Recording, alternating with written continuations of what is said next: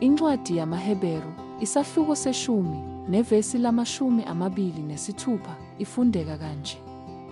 Ngokuba uma sona ngamabomu emva kokuba sesamukele ukwazi kweqiniso, akusekho umnikelo ngezono. Wamukelekile kumnikelo. Incwadi yamaHeberu, isahluko seshumi, iyisiqephu esisangulukisayo nesivame ukungaqondi kahle, esisixwayisa ngezingozi ezinkulu zokulahla uKristu ngamabomu ngemva kokwazi iqiniso.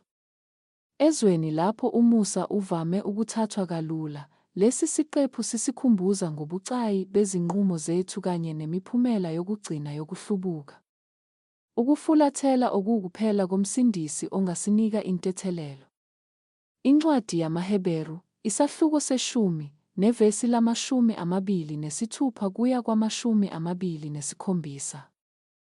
Ithi, uma siqhubeka sona ngamabomu emva kokuba sesamukele ulwazi lweqiniso, akusekho umhlatshelo wezono, kodwa kuphela ukulindela okwesabekayo, ukwahlulelwa nomlilo ovuthayo, oyoqeda izitha zikaNkulunkulu.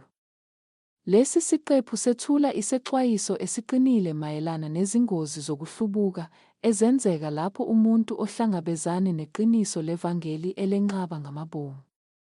Inkulumo ethi qhubeka wona ngamabomu ibhekisela ekwenqabeni ngamabomu umusa kaNkulunkulu. Akukhona ukwehluleka noma ukukhubeka esonweni, kodwa mayelana nomuntu othi, ngemva kokuthola ulwazi ngoKristu, akhethe ukungawunaki noma adelele umhlatshelo wakhe ngenxa yezono zabo. Kulokhu, awukho omunye umhlatshelo wezono. uKristu ukuphela oyindlela yokusindiswa. Futhi ukumenqaba akushiyi lutho ngaphandle kokwahlulela. Lesi siqephu sisikhumbuza ngomthwalo omkhulu oza nokwazi ivangeli. Ngolwazi olukhulu kuza ukuziphendulela okukhulu.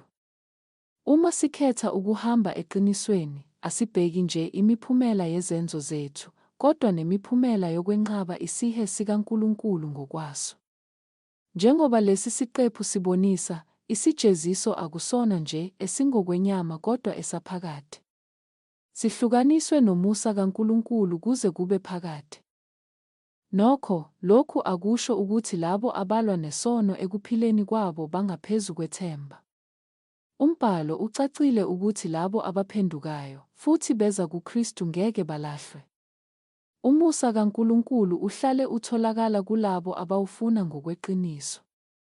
Lesi siqephu masisebenze njengesikhumbuzo sokuphikelela okholweni, siqaphe izinhliziyo zethu ekungeneni, futhi singalokothi sithathe umusa kaNkulunkulu kalula.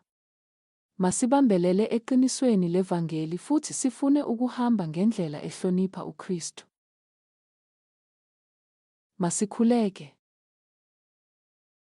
Baba, siza phambi kwakho ngezinhliziyo ezithobekile, sibona ukujula kwezixwayiso zakho kanye nokuba yigugu komusa wakho. Sisize sihlale sithembekile olwazini lweqiniso futhi singalokothi sithathe umhlatshelo wakho kalula. Gcina izinhliziyo zethu ezingozini zesono sangamabomu nokuhlubuka, futhi usigcwalise ngesifiso sokuqhubeka sikhula okholweni lwethu. Siyabonga ngesipho somusa wakho kanye nomnikelo